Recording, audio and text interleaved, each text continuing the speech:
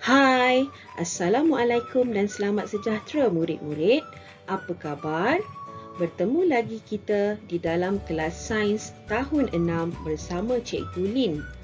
Pada hari ini, kita akan belajar tajuk yang baru iaitu Makanan Makanan.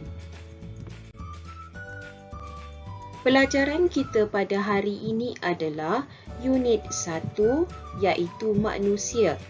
Standard kandungan pembelajaran kita adalah 1.1 mengenal pasti peringkat tumbesaran manusia dan standard pembelajaran kita pula adalah memerihalkan mengenai makanan seimbang untuk tumbesaran. Yang pertama, menamakan jenis-jenis makanan seimbang dan yang kedua, mengelaskan jenis-jenis makanan seimbang berpandukan piramid makanan. Sebelum kita mulakan, murid-murid dikehendaki membuka buku teks pendidikan sains sosial dan alam sekitar tahun 6 di muka surat 4, 5, 6 dan 7 dan buku aktiviti di muka surat 3, 4, 5 dan 6.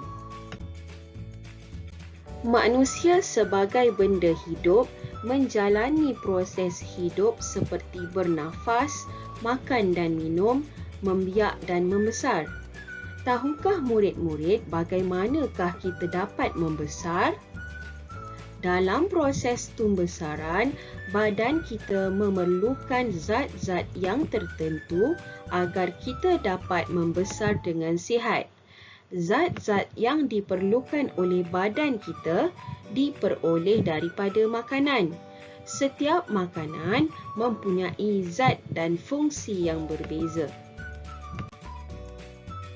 Ini adalah piramid makanan.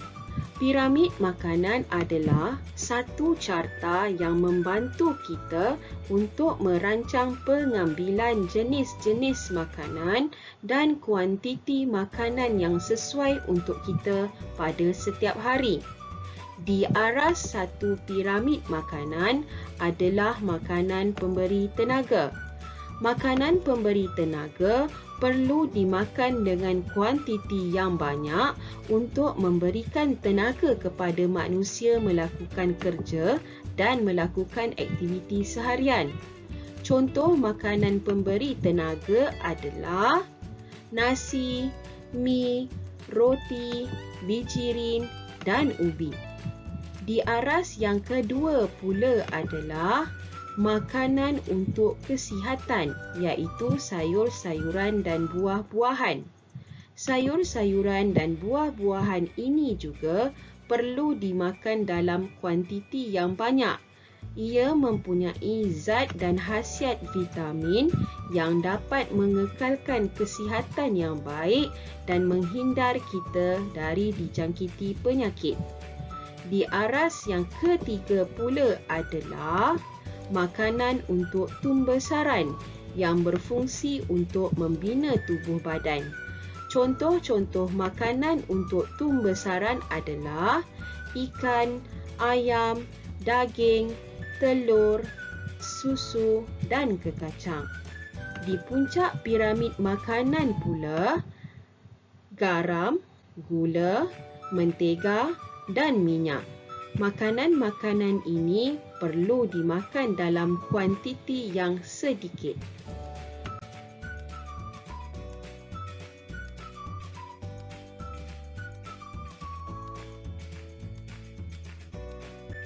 Makanan seimbang mengandungi gabungan pelbagai jenis makanan untuk memberi kita zat makanan yang diperlukan oleh tubuh. Pengambilan makanan seimbang adalah perlu dalam setiap hidangan. Hidangan sarapan biasanya tidak terlalu mengenyangkan tetapi perlu berkhasiat.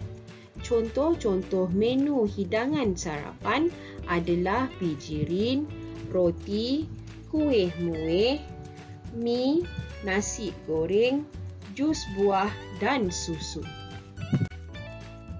Makan tengah hari perlu diambil untuk membekalkan tenaga dan mengekalkan kecergasan. Contoh menu tengah hari adalah nasi, ikan, ayam, daging, sayur-sayuran dan buah-buahan.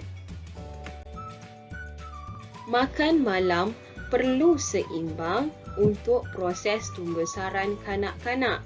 Contoh menu makan malam adalah nasi, ikan, ayam, daging, sayur-sayuran dan buah-buahan.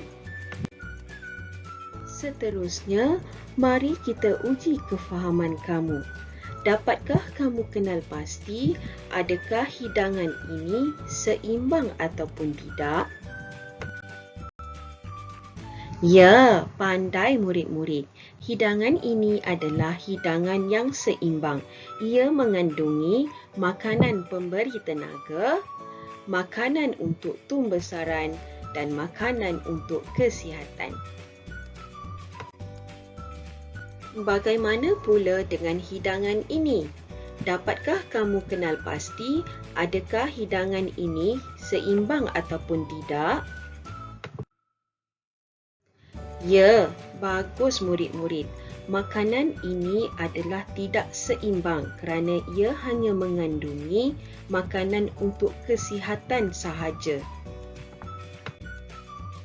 Sekian dahulu perkongsian cikgu pada hari ini. Murid-murid jangan lupa ya untuk buat tugasan yang cikgu bagi tadi. Berjumpa lagi kita di minggu hadapan.